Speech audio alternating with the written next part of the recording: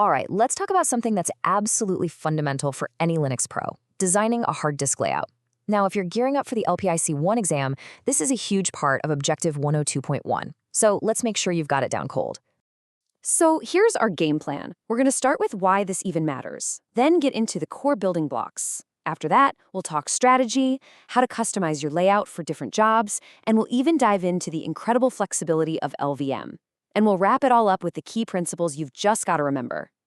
Before we get into all the nitty-gritty, I want to start with a really important question. I mean, think about it. The performance, the stability, even the security of your entire Linux system really hangs on the answer. And that answer is a smart disk layout. You know, this isn't just about chopping up a drive into pieces. It's about building a solid, intelligent foundation that's going to pay off in performance, stability, and just make your life so much easier down the road. All right, first things first, let's cover the core building blocks. You wouldn't try to build a house without knowing what bricks and mortar are, right? Same thing here. You can't design a great disk layout without getting a grip on a few key terms. So let's start with the partition. The easiest way to think about it is this. Imagine your physical hard drive is just one huge open field. A partition is like putting up a fence to create smaller, dedicated areas. This lets you keep different kinds of data totally separate, like your operating system files from all of your personal stuff. Okay, so you fenced off an area. Now what? Well, you need a system to organize everything inside it. That is the file system. It's basically the set of rules that says how your files and folders are stored, how they're named, and how they're found within that specific partition. So we've got our partition, and it's got a file system. But how does the operating system actually use it? That's where a mount point comes in. You attach, or mount, that file system to a directory, and boom, all the data in that partition instantly becomes part of your main directory tree, ready to use. And this is where it all clicks into place. You can see the actual physical device names like /dev/sda1 being mapped to these logical mount points like /boot. This right here is the critical link between the metal, the physical disk, and the logical file structure that you interact with every single day. Now that we've got the building blocks down, let's talk strategy. Because it's not enough to just create partitions, you need a smart plan for how you use them. This is where we go from just setting up a system to being a real professional Linux admin.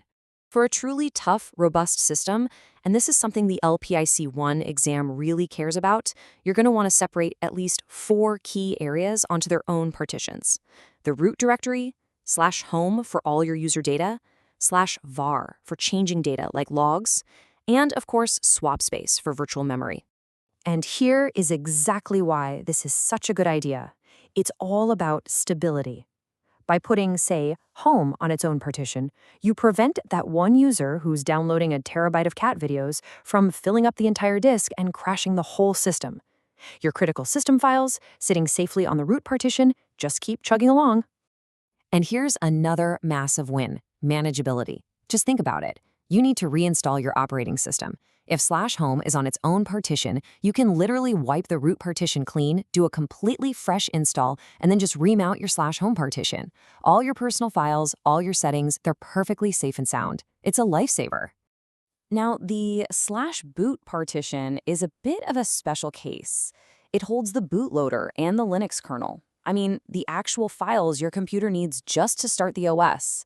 So it has to be readable by the machine's firmware. This is a really big deal on modern computers that use UEFI, which needs a special FAT-formatted partition called an ESP. You'll usually see it mounted at /boot/EFI. And all this leads us to a really crucial point. There is no single one-size-fits-all perfect disk layout. The ideal setup for your personal desktop is going to be completely different from what you'd want on a high-traffic web server. You absolutely have to tailor the design to the system's purpose. Let's look at 2 classic examples, right? On a desktop system, the /home directory is king.